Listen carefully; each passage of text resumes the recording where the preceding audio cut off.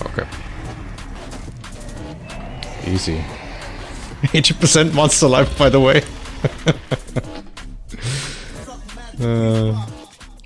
Welcome, Reckless Wanderers, and welcome back to an actual build guide.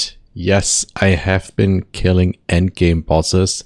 Finally, I managed to turn this build around. The crit Hexblast Blood Mage got a weapon swap setup to finally kill bosses, and we're using Detonate Dead when we're approaching bosses, and with that we can chunk down tier 4 map bosses very, very comfortably.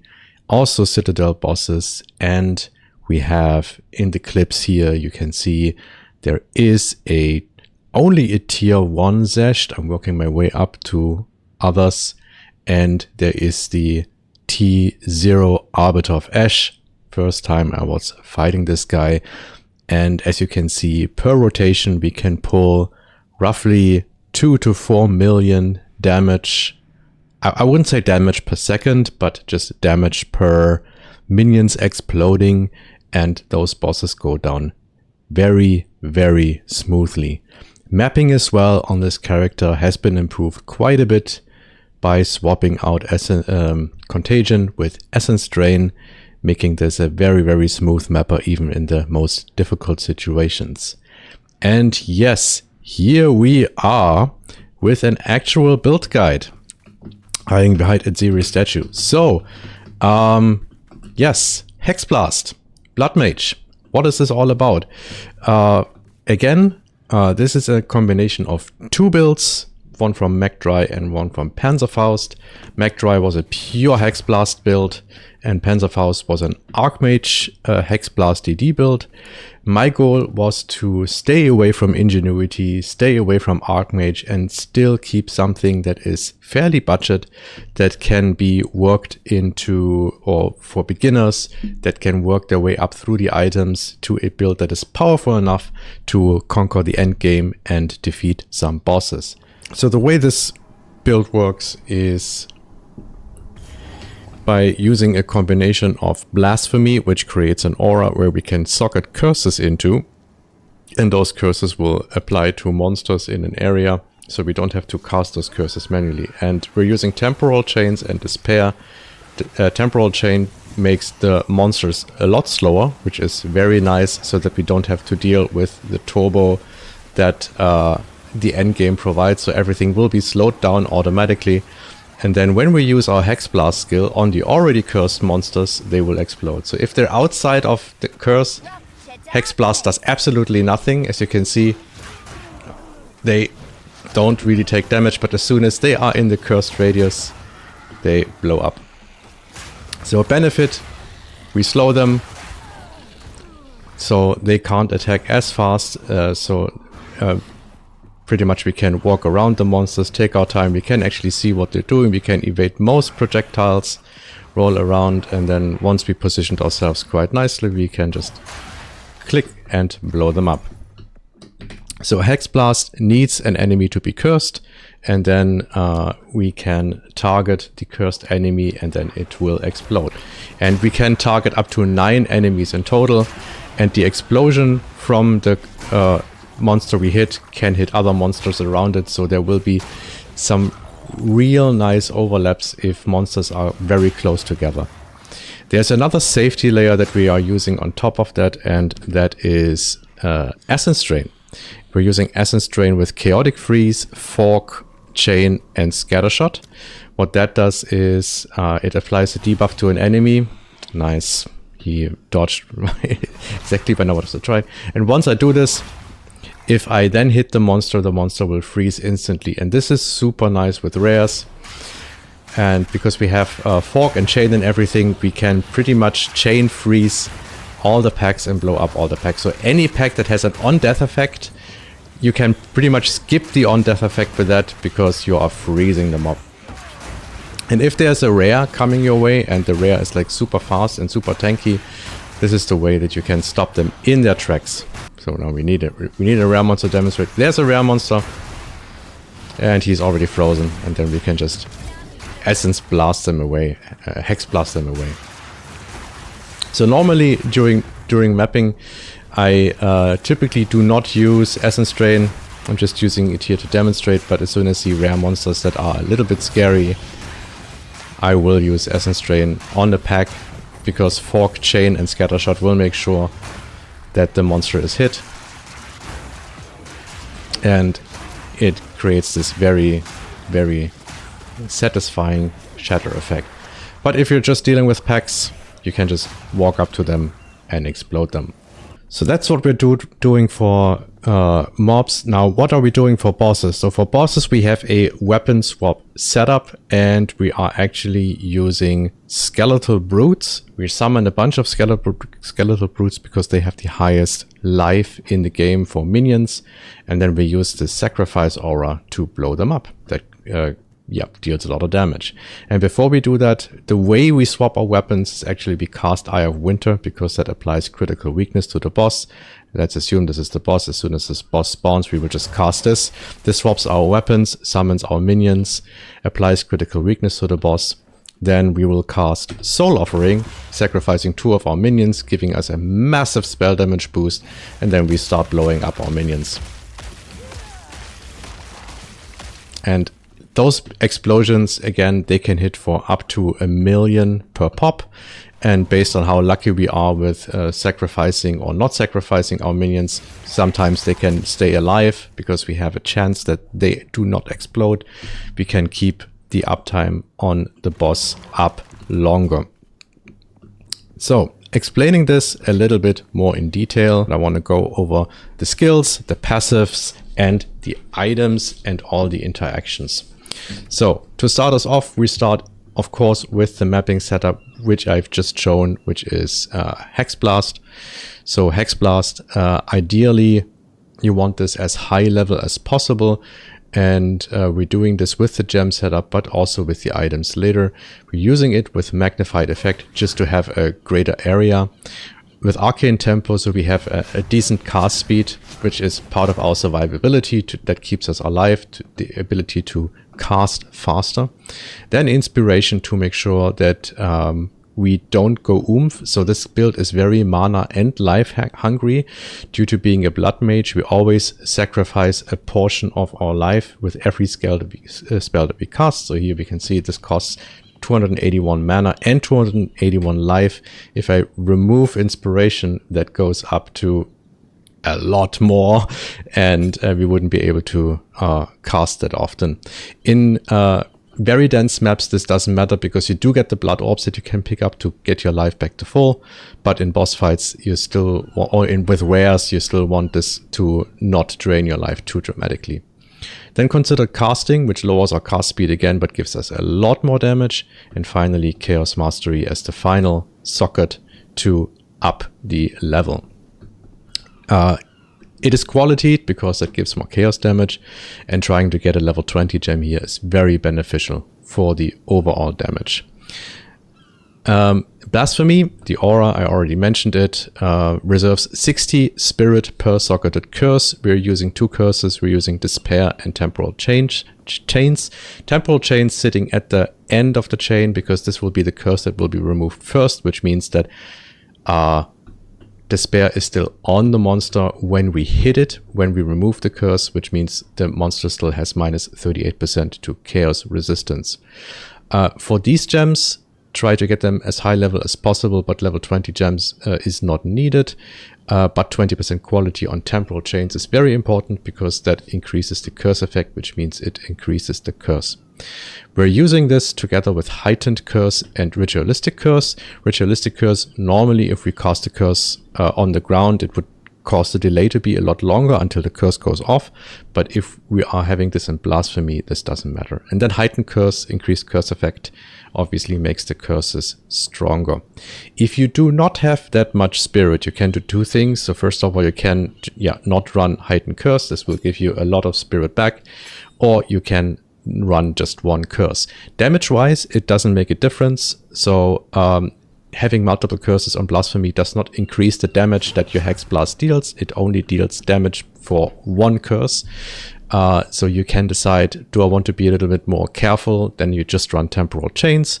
Or do you want to deal more damage? Then you just run Despair. And once you have your spirit situation figured out, you can run both. Essence Drain, I already mentioned, we are running with Chaotic Freeze. So whenever we hit a monster with Essence Drain, as long as they're affected by the debuff, when you hit them with a Chaos spell after that, so with your Hexblast, the monster will get frozen. If it's a weak mob, it will shatter. And if it's a rare, it will just stay frozen for as long as it is still alive, because you will kill it before it can unfreeze. Then we're just using Fork, Chain, and Scattershot so that we can hit. So we really don't have to aim, because if there's a lot of monsters, you just want to like aimlessly shoot, and you want to make sure that the rare is hit. And with that many projectiles, it will be hit. Grim Feast, I know, is OP and probably will get nerfed, but we're using it right now to overflow our energy shield, giving us, if we are in a map with good density and we have a good clear speed, around 11-ish K effective health. So we're using that, and we have Vitality and Herbalism in here. Just like we have Cannibalism and Clarity on our Life Remnants, which comes from our Blood Mage Ascendancy to give us life and mana back whenever we need it. Vitality is there just that we have some regen, otherwise we rarely have any regen on gear, so it's nice to have a little bit of regen. And Herbalism, honestly, time to consume, is not needed at all. I just had the spirit left, so I just put something in. Then for our weapon swap. In our second set, we have our Skeletal Brutes, and the most important thing here is that those are as high level as possible as well. So this is the second situation where you really want to have a level 20 gem, but you only need to Greater Jeweler Orbit. You do not need your 6th socket. You want to run Meat Shield to make it as tanky as possible, Minion Mastery and Physical Mastery to increase the levels, because that also ups their life. You want to quality it for more life, and then I put Elemental Army in so that if they get hit by elemental damage during a boss fight, that they don't die immediately. Right now they are level 27, giving them a whopping 37,000 life with the skill tree that I have. And yeah, that is basically what gives that life pool and allows them to deal so much damage when they blow up. We are blowing them up with Detonate Dead, which works together with this Sacrifice skill, which is another reservation, which allows you to detonate your own minions. Normally, Detonate Dead, you target a corpse, which is why all those corpses are highlighted, so I can just click here, and that corpse will blow up.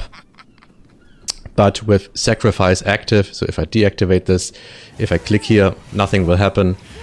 But with Sacrifice active, I can blow up my own minions, and because they have so much health, they can just do really a lot of damage to bosses. And then we're using Soul Offering to increase the damage even more. So Detonate Dead, it's really hard to show you what the damage actually does, because it actually lists at 0 damage, because we're using a gem that I will come to later. So everything scales off of the minion health, and basically Soul Offering grants you spell damage. When you use Detonate Dead, this is considered spell damage. So using Soul Offering, giving you more spell damage. I mean, I guess you can see it here with Hexblast, 93. And then once it expired, it goes back to 55. So it almost doubles the Hexblast damage. So you can assume that it also almost doubles the Detonate Dead damage. Getting to Detonate Dead, here, very important, you want to use a low level gem. We're using level 7 to keep the mana and life cost low, so I can actually cast Detonate Dead without my life and mana going down. Why is that? Because Detonate Dead has a flat physical damage equal to 20% of corpse's maximum life. That does not change with levels. The only thing that changes is the fire damage, and we don't care about that. We only care about the 20% corpse life.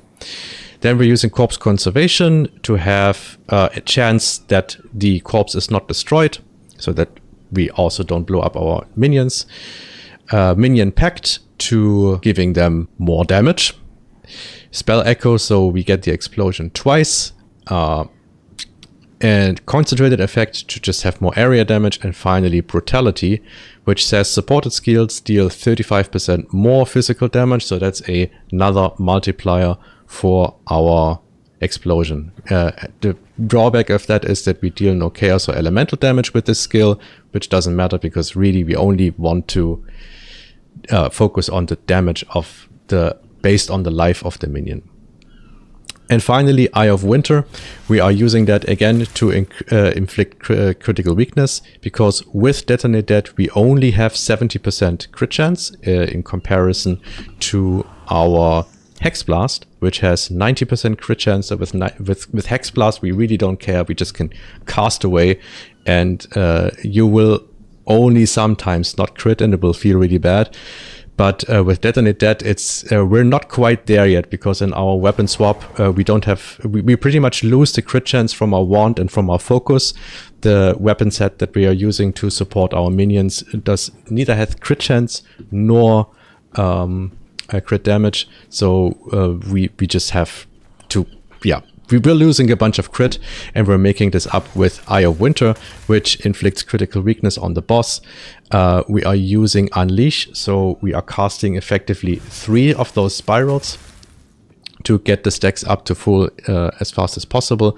Deceleration, so more projectiles hit the boss because the Eye of Winter is a little bit slower.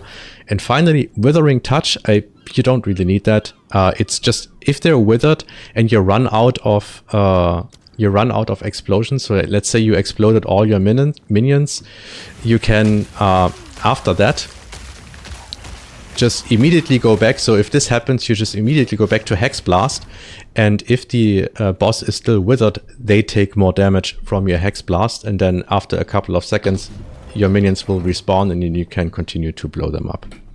So that's the full skill set.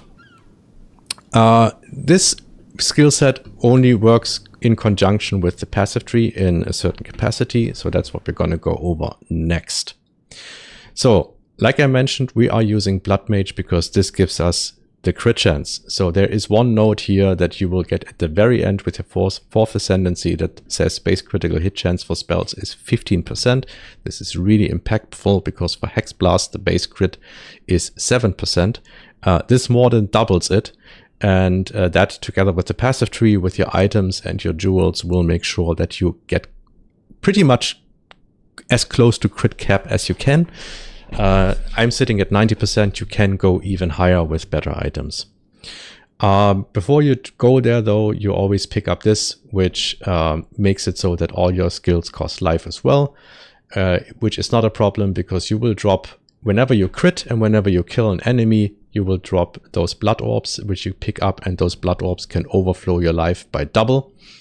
And also, we will pick up Vitality Siphon next as our second ascendancy to whenever you hit a monster with your spell, with your Hexblast, you will leech 10% of spell damage. And because we do have a lot of spell damage, you will always be at full life while mapping.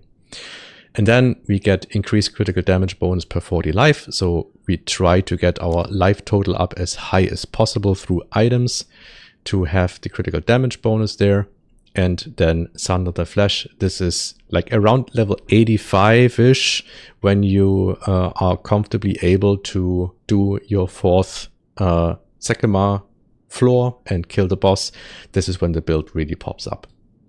In terms of pathing, so there's 2 important things for the passive tree. Yeah, actually 3. So there's Energy Shield, but then the other 2 important things is crit and jewel sockets. This build stands and falls with the jewel sockets.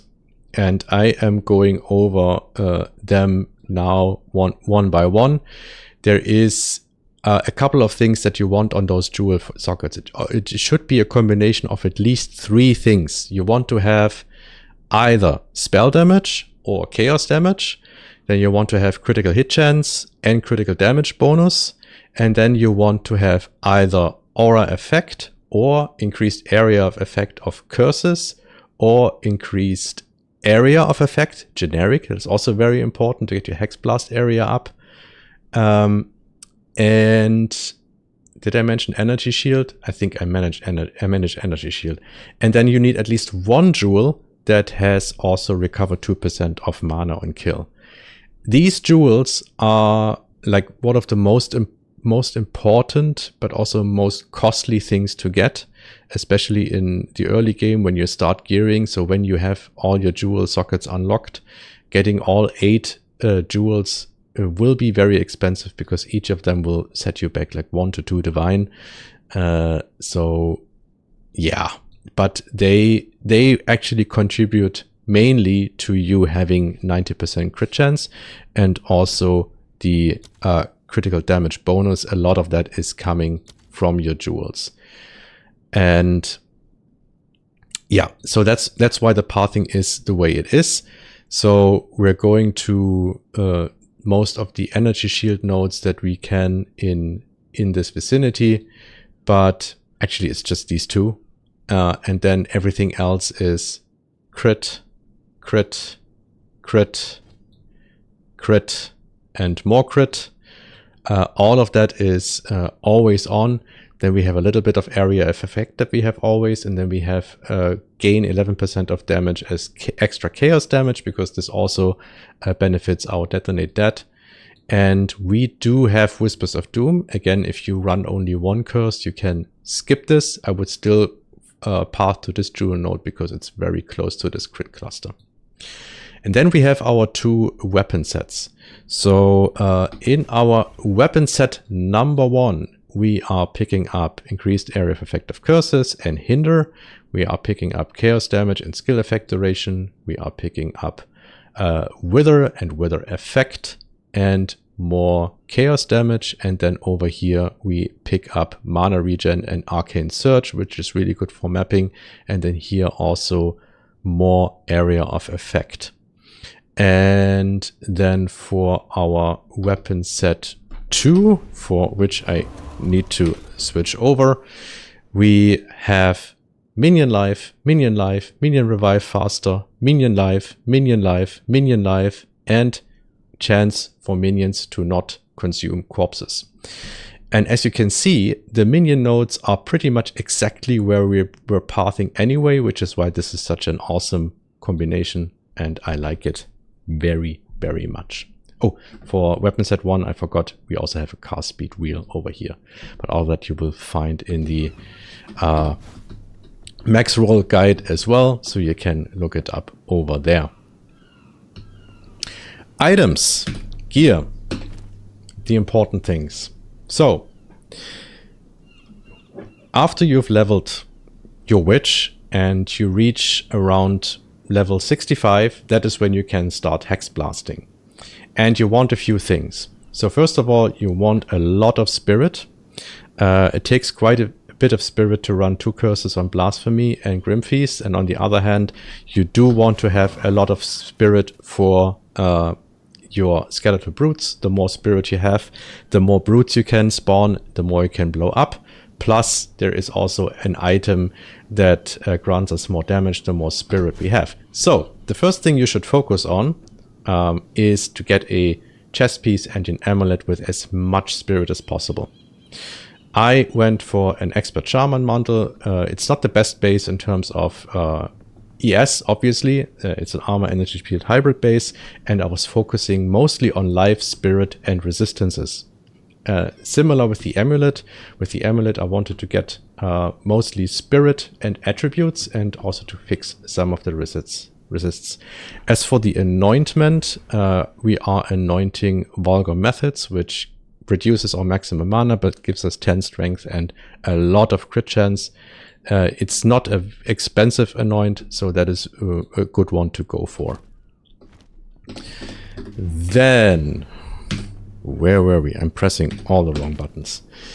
So once you have an armor piece and an amulet with a bit of spirit, of course you also want something to inflict damage. So the next thing you should go for is a wand with plus level of all chaos spell skills.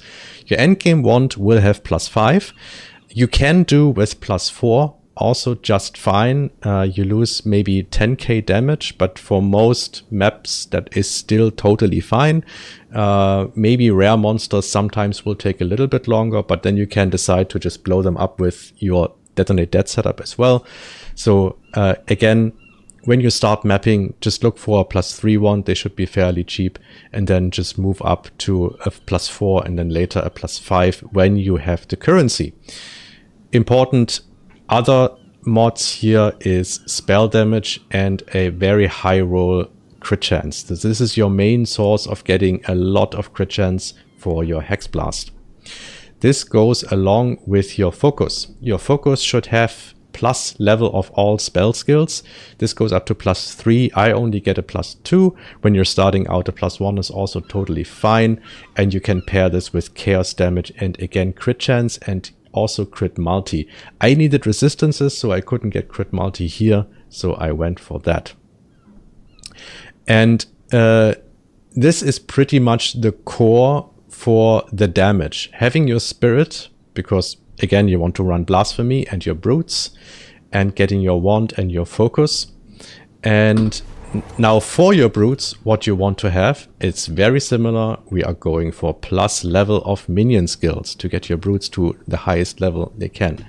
Try to get a +5 in the very end game. Again, that's gonna be tricky.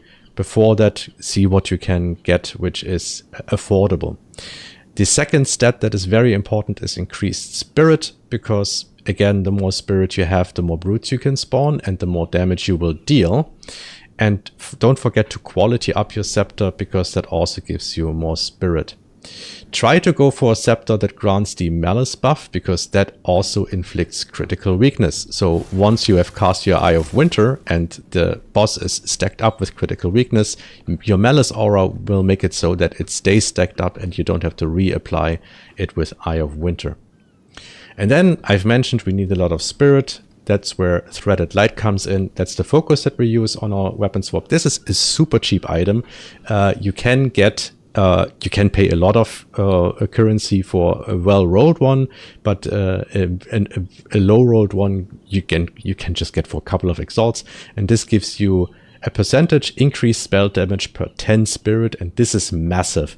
So I have 380 spirit on my weapon swap with my brutes, so this alone provides me a really massive chunk of spell damage, which is why this goes nice hand in hand, and it synergizes really well with the spirit requirements we have for our Hexblast setup. So the rest of the gear. So right now we focused on damage a lot. We also need to survive. That is why we are running Edziri's Disdain. Edziri's Disdain gives us maximum life as extra energy shield. So if I take this helmet off, my ES goes down to just 1k. If I put it back on, it goes to 3.4k. So this is massive. It has a drawback though. It says that a certain percentage of damage bypasses energy shield, so we always take damage to both life and ES, so we have to be a little bit careful. The roll ranges are pretty huge here, so gaining life as extra ES has a range from 25 to 30, and damage bypass also has a range from 20 to 25, so you want the gain to be as high as possible and the damage taken as low as possible. Getting a perfect one will set you back a divine, maybe even more, but you can get a cheaper one to get started. The rings. You want life, you want some mana, and you want resistances. And you want ideally both being pearl rings, so you have increased cast speed. Increased cast speed is huge quality of life, it's huge survivability. I needed lightning resistance here to fix all my resistance in general. I guess if I keep improving the character, I could improve this a little bit more. I went for quality of life modifiers and went with a high life roll just to get my life and ES as high up as I could. For the gloves, it's a similar deal. You want to focus on life, maybe get a little bit of mana, resistances, and if you can, critical damage bonus, another source of damage, your gloves. For the boots, 30% movement speed, or 35 if you are rich, definitely. Life, again, get as high life as possible, get some attributes, resistances, and it's also a great source for rarity. That's the same also for your rings, and Edziri's Disdain also have some rarity. My rings could use a lot more rarity, but I wanted to focus on staying alive first. That's why it's right now only on the boots and on Edziri's Disdain. And finally, the belt. There's not much to do here except for, again, attributes and getting more life and resistances and mana. Having a mana pool above 1000 is very mandatory. I ended up with 1.6, which feels very, very comfortable. So I can spam Hexblast for quite a while until I go oomph. So there are really, really not a lot of rares that can survive that many casts. And if there would be a rare that can survive that many casts, I would just swap over to this and start blowing up the rare with Detonate Dead. And yeah, with that setup, you end up with your resistances being kept. Try to get chaos up as fast as possible. So that was also because we don't have armor, we don't have evasion, and our ES pool is not super massive. We really rely on Grim Feast and Life Remnants to keep our effective HP up as much as possible. So having high chaos resistance, pretty mandatory. I already showed the jewels. Again, everything combined. I did a little bit of a calculation here. So let's maybe do this. So for the wand and focus in your main hand, they start out like in the very end game, you will spend something between 3 to 5 divines for the wand and maybe 2 to 3 divines for the focus. On your weapon swap, the scepter will probably be in a similar range as the wand, so they can go up to 5 divines. Threaded light is mega cheap. The chest piece, one of the most expensive items. So when you're just starting out and you just focus on spirit, you can maybe forget the life. You can get chest pieces for 1 divine, but then they pretty much don't have anything else. A decent one will cost you 4 divines, and then yeah, they keep going up in price. Similar with the amulet, you should try to save up 2 divines at least to get a decent amulet. At Series Disdain, like I said, a perfect one will also start at a divine, but you can get them a lot cheaper if you sacrifice rarity or damage taken. Rings, as always, very expensive, so you can get you can get a good ring for 1 divine, but mostly you want to invest a little bit more. The belt, probably the cheapest item. Mine wasn't even 1 divine, so you can get a lot better here. I forgot to put the gloves here, actually. I think I also just paid 1 divine for the gloves. And then for the boots, they will be expensive. If you want to have rarity attributes and life on there with a high movement speed roll, this will also set you back a bunch of div. And then, like I said, you need 8 jewels, and each jewel will cost you between 1 and 2 divines. So these numbers, they don't matter. They're not correct anymore because I did forget the gloves, and I also just saw that the rings, I think I just counted them once, so we should probably do something like this. So if you just start out in the end game, and you want to buy everything and deck out your character with starter gear around 30 divines, and then if you want to have pretty much this setup, which can kill bosses and can deal with pretty much all map mods and run breaches and rituals and delirium, then you should plan for upwards of 50 div. That's the build. There is a Maxroll guide for this, which I just moved over here. So this will be in the YouTube link. It has the full passive tree. It has the progression of the passive tree. Again, I wouldn't recommend leveling this. I would level as just Arsonist Minion, and then once you reach level 65, just ascend into Blood Mage and then make the switch to Hexblast. It has the gems in the order of importance, how you would socket them with the right levels, with the right slots, so they can set up your weapon slots. It has the rotations, it has strength, weaknesses, and a few notes, and also the gear for reference. This was a lot of fun to put together. I'm really enjoying playing this build. I am looking forward to doing more Arbiter runs now that I've ran my first Arbiter, and I'm also finally running the Zeshts. I want to get them up even further, see how far I can get this, how far I can take this build. And I do have a bunch more divines from trades that I did recently, so maybe I can even improve 1 or 2 gear pieces and get the damage, the crit chance, the crit multi, and maybe even also the survivability up even more. What will happen when the next league starts? So, well, we don't know. Can this build get nerfed? Well, definitely Grim Feast will be nerfed. That means we have 30 more Spirit to play around with. I'm pretty sure we can figure out something there. We might go more heavily into health scaling. We might also look into armor. So right now, in terms of attributes, I guess I haven't mentioned that, I was actually focusing on getting as much strength as possible.